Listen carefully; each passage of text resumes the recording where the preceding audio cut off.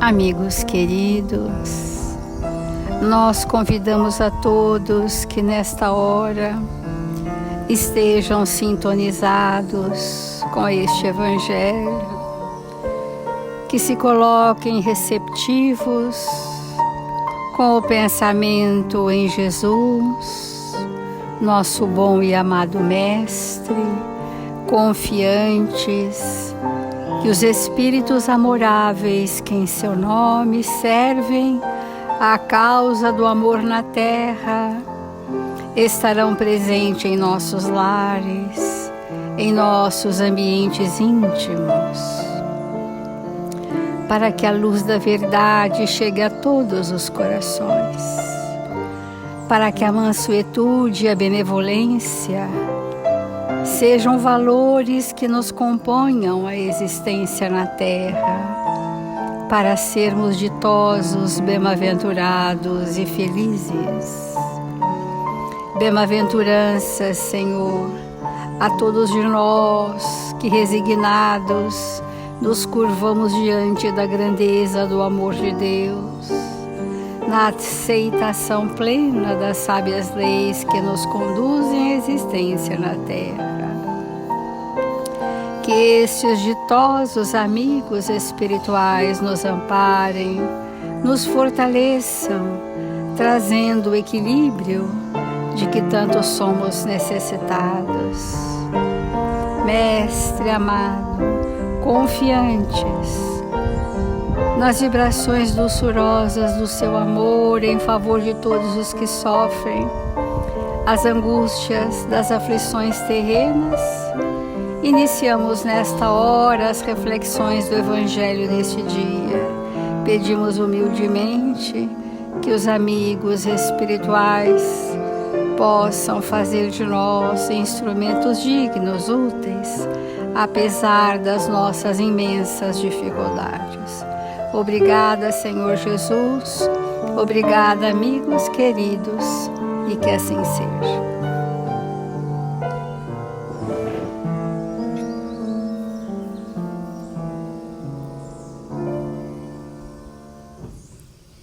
Do Evangelho segundo o Espiritismo, o capítulo 8, Bem-aventurados aqueles que têm puro o coração.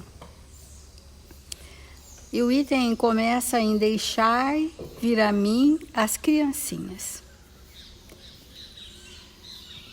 A pureza do coração é inseparável da simplicidade e da humildade. O capítulo anterior, Jesus, através do Espírito de Verdade, mostrou para nós como construir a humildade.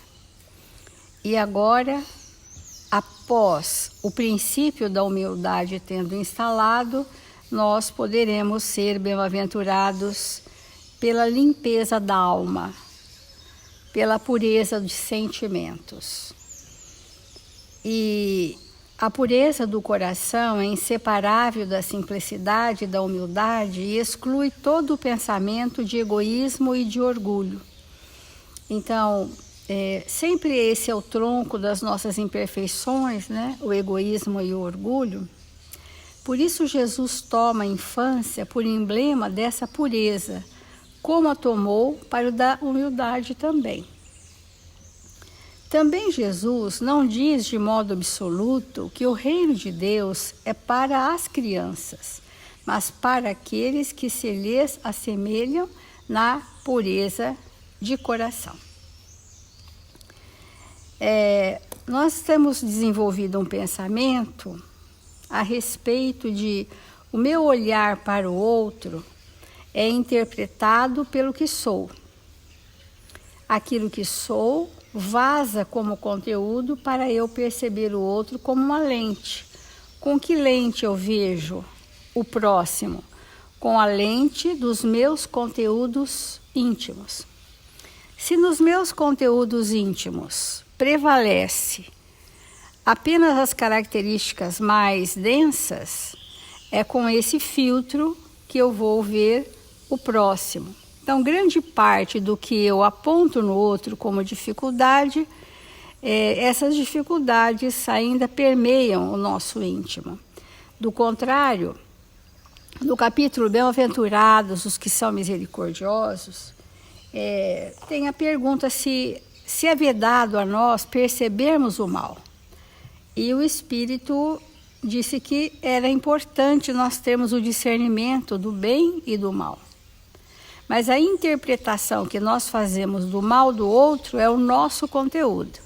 O fato do outro existe, mas a interpretação, como nós vemos, é que difere. Nós podemos ver com olhar de piedade, nós podemos olhar com olhar de caridade ou um olhar de indulgência, percebendo o mal do outro, porque isso é uma questão de discernimento, né?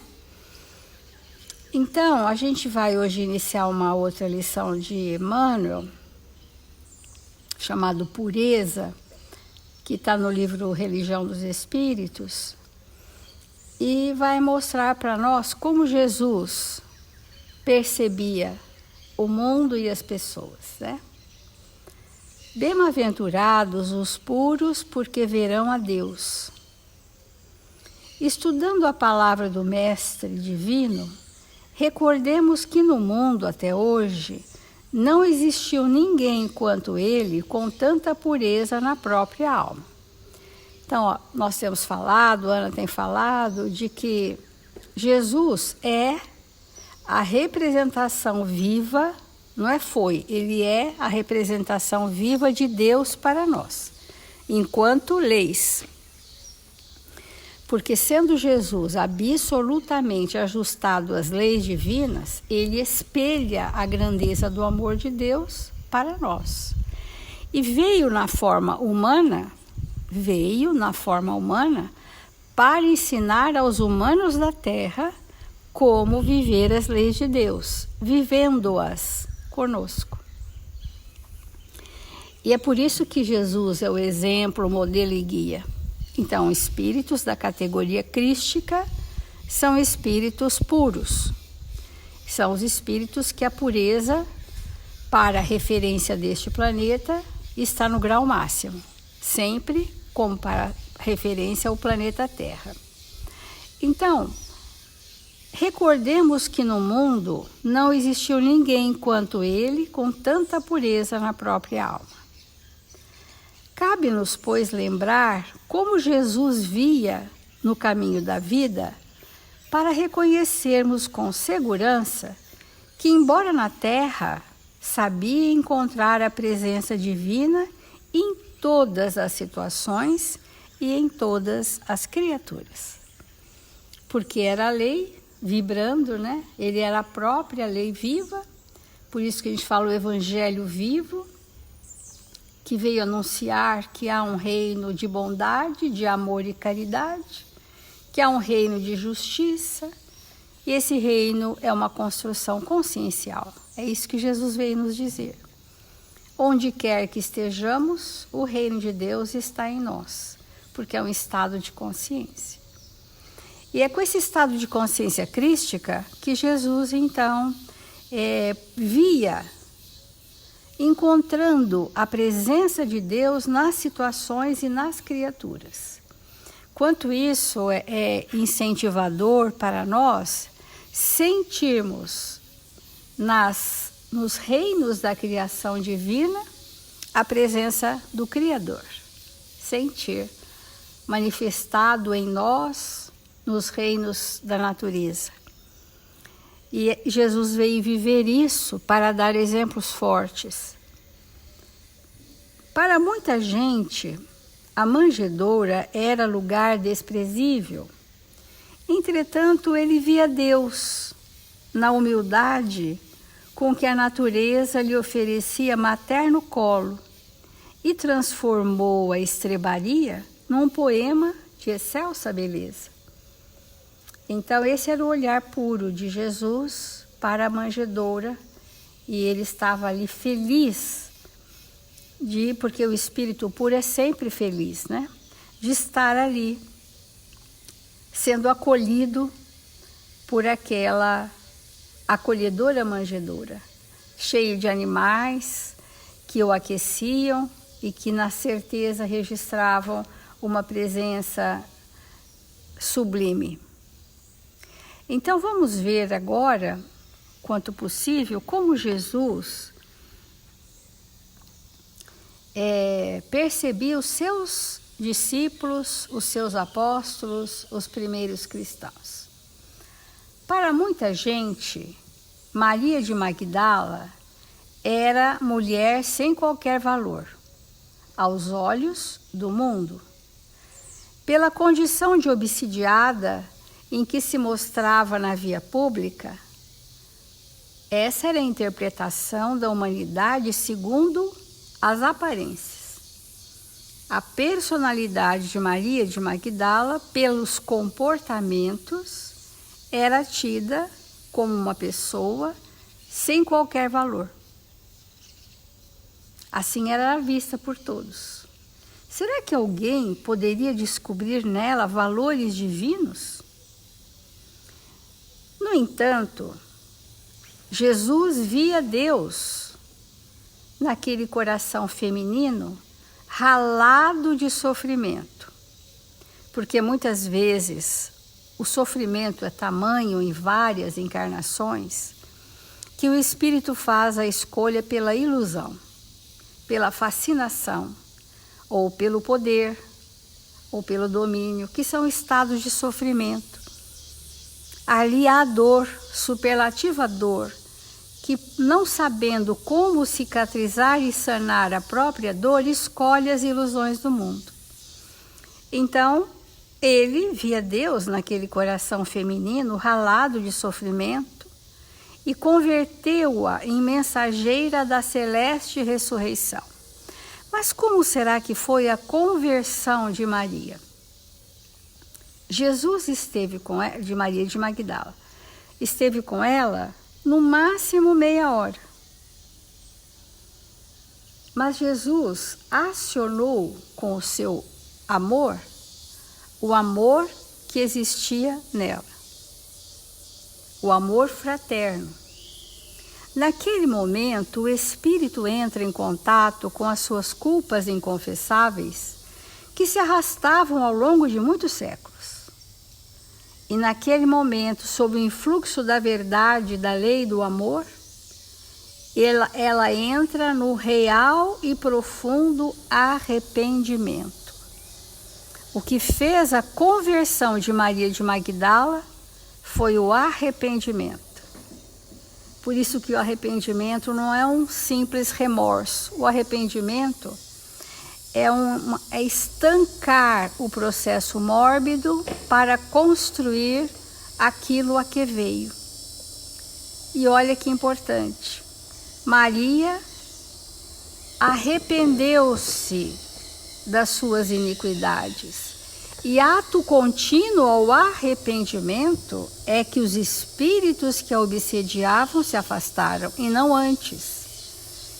Os espíritos se afastam, daí eu me arrependo. Não, foi eu entrar em contato a nível de consciência comigo mesma que me fez arrepender.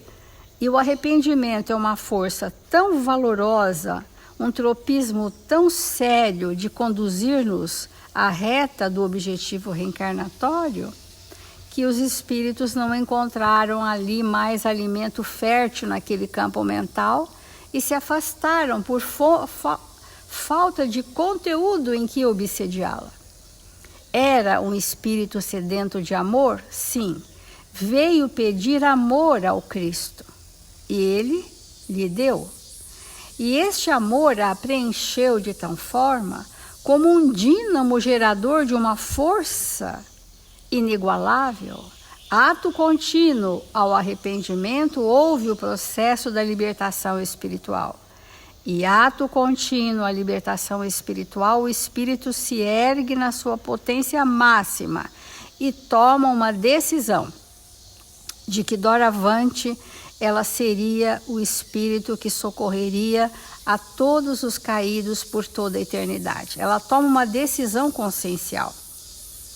E nesse momento ela passa então a ir ao encontro dos vales dos leprosos e de quantos houvesse de sofrimento na terra por séculos e séculos e séculos, com alegria e com amor.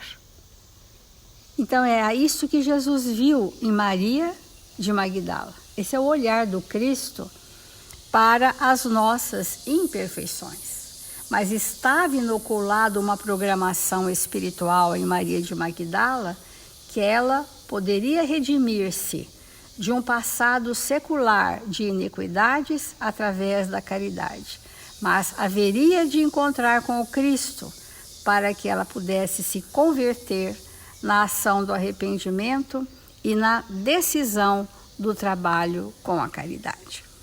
E assim nós vamos vendo a cada dia um pouco de como Jesus via o outro, e ao ver ou sentir, ao perceber o espírito grandioso que se encerrava embaixo daquela mazela, ele aciona com o seu fluxo divino as potencialidades da alma.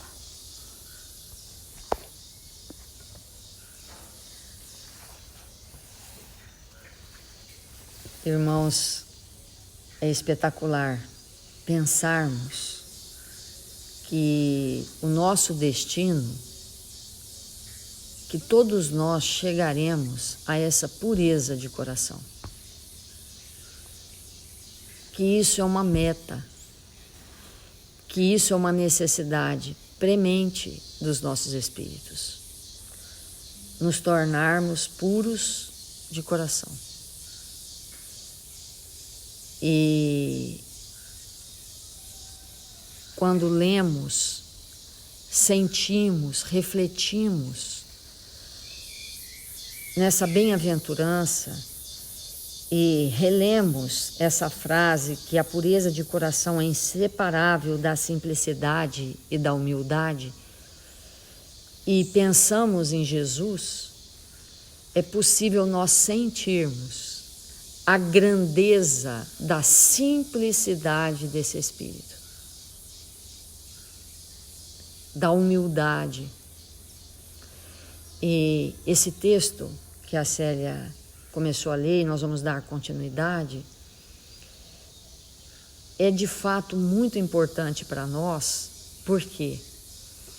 Porque é essa pureza de coração que nós vamos cada vez mais nos empenhar para instalar em nossa intimidade, que pode realmente auxiliar todos aqueles que estão conosco.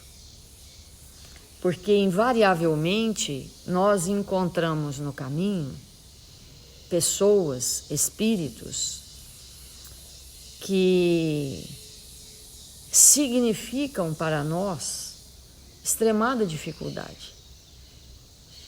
Porque não tendo ainda os valores espirituais completamente desenvolvidos, o outro, quando ele chega com as suas características imperfeitas, tão imperfeitas quanto as nossas, nós caímos no julgamento, na acusação, que nada mais é do que a manifestação do orgulho.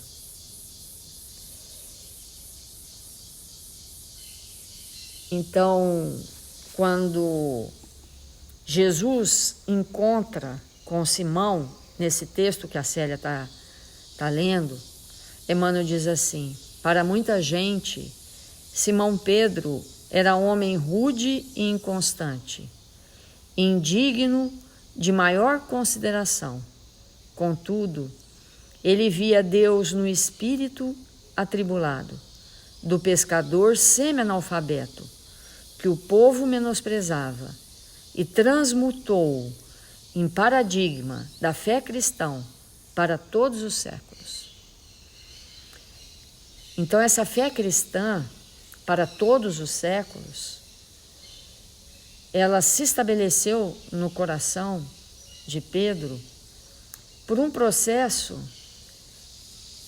de enxertia, vamos dizer assim, porque Jesus enxertava nos corações que estavam com ele a sua grandeza, o seu amor. Porque ele via o Espírito como criação divina, como potencial a ser desdobrado a cada segundo, a cada hora. E no momento em que vamos pensar assim, na nossa vida, quando alguém olhou para a gente algum dia e viu em nós um potencial e nos deu uma oportunidade e nos convidou para alguma coisa e acreditou que nós, mesmo naquele instante, nos sentindo incapazes, pequenos, acreditou na possibilidade do vir a ser, o que aconteceu conosco? É isso que Jesus traz para a humanidade dentro da Boa Nova. Porque assim como alguém um dia viu alguma coisa em nós, nós podemos olhar para aqueles que estão ao nosso redor, apresentando muitas vezes a sua pior face, o seu pior movimento, e nós acreditarmos que aquele espírito será um Cristo. Que aquele espírito um dia será pura luz. E que esse movimento ele pode ser apressado, ele pode ser dinamizado pela pureza dos nossos corações.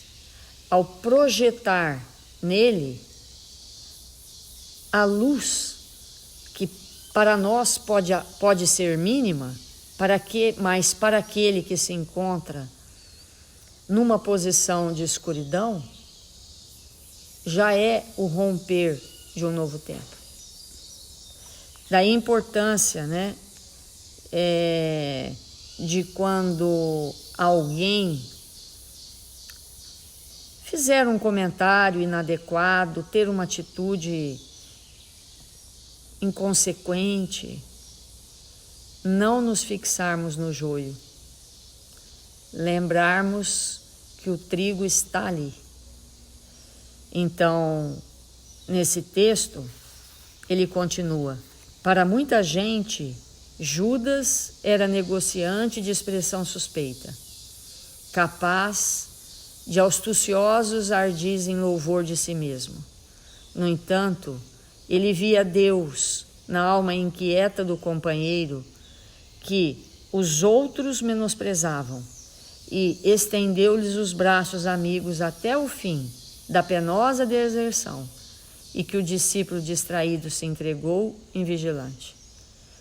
É aquele pacto que nós temos que fazer conosco mesmo, de considerar todos aqueles que nos cercam dignos da nossa consideração, dignos do nosso respeito, por mais que ele não se dê ao respeito, por mais que ele se encontre perdido.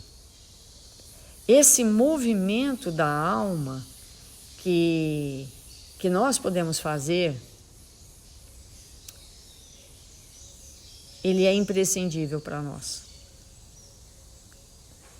É dessa pureza que Jesus vem falar, e não da que nós comentamos ontem, que são os atos exteriores. Porque os atos exteriores, eles só revelam a superficialidade que nós nos encontramos em relação à vida. Esse momento da humanidade tão sério, em que cada vez mais nós precisamos ser exemplos, precisamos envolver aqueles que nos cercam com profundo entendimento de alma e lançar sobre eles o que temos de melhor, suportando em nossa intimidade o mal que vem do outro. Porque quando a gente suporta e não desiste, quando a gente suporta e permanece, quando a gente suporta e insiste, nós nos engrandecemos, nós nos fortalecemos, vamos tornar robusta a nossa alma. E ele continua: para muita gente, Saulo de Tarso era guardião intransigente da lei antiga, vaidoso e perverso, na defesa dos próprios caprichos. Contudo, ele via Deus naquele espírito atormentado e procurou-o pessoalmente para confiar-lhe a embaixada importante. Então, quem diria, né, que nós pudéssemos nos tornar o que somos hoje, quando nós comparamos o espírito que aqui está com aquele de 10, 20 séculos para trás. Quando nós lemos O Nosso Lar, vamos ver personagens que são considerados os mais evangelizados, sendo orientados pelos amigos espirituais que não busquem seu passado, porque não suportaria. Então, se nós estamos aqui, se nós avançamos e não somos mais aqueles espíritos tão desajustados com o bem, nós temos que acreditar também naqueles que nos cercam, que estão tendo oportunidades valiosas como as nossas. E ter este olhar pacificador, compreensivo, desperta certamente no outro o que ele tem de melhor.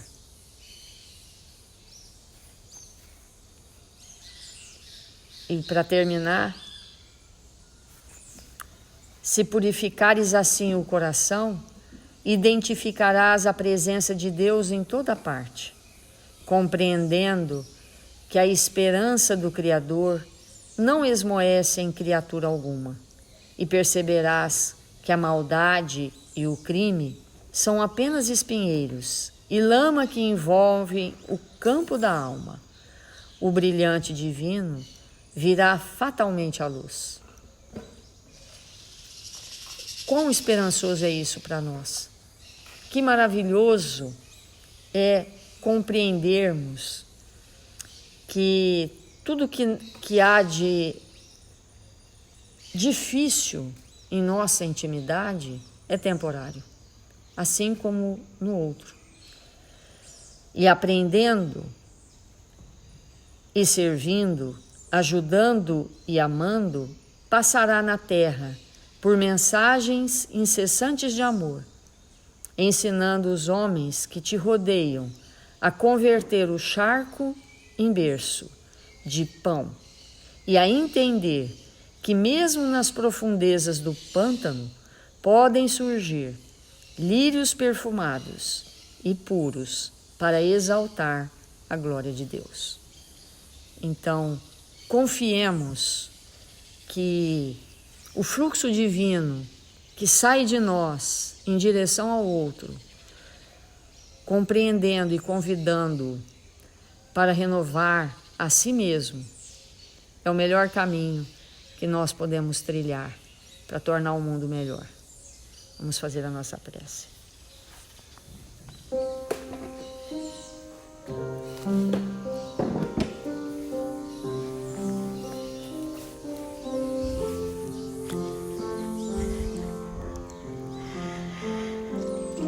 Deus, nosso Pai, Jesus, nosso Mestre, quanta alegria, Senhor, em nossos corações, por nos encontrarmos aqui em Seu nome, aprendendo estas lições de vida eterna. Permita, Senhor,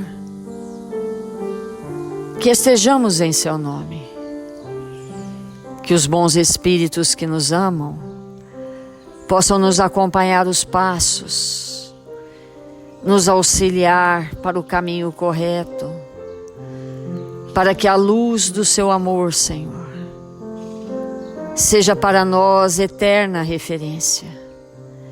Aonde quer que nos encontremos, que possamos buscar o bem e a verdade, que possamos estender as nossas mãos aos caídos. Permite, Senhor, que nesta hora abençoada, o seu amor cubra toda a humanidade que sofre. Que aqueles irmãos que se encontram amargurados por vivências tantas vezes difíceis, possam elevar o pensamento para te encontrar, serem visitados pelo seu amor e socorridos pela sua misericórdia. Te rogamos, Senhor, amparo aos nossos amigos, aqueles que estão registrados nos cadernos de vibração da nossa casa, que eles possam serem visitados nesta hora pelo seu amor, possam alcançar as bênçãos de serem amparados, socorridos nas suas necessidades mais íntimas. E nós queremos te agradecer, porque o Senhor nos plantou aqui na terra do Evangelho, que sejamos espíritos prontos para servir, sejamos espíritos prontos para aprender o seu Evangelho de amor e vivenciar as tuas lições no nosso lar, no ambiente de trabalho, na casa espírita, aonde quer que nos encontremos. Que o Senhor nos abençoe e nos fortaleça, hoje e sempre. Que assim seja.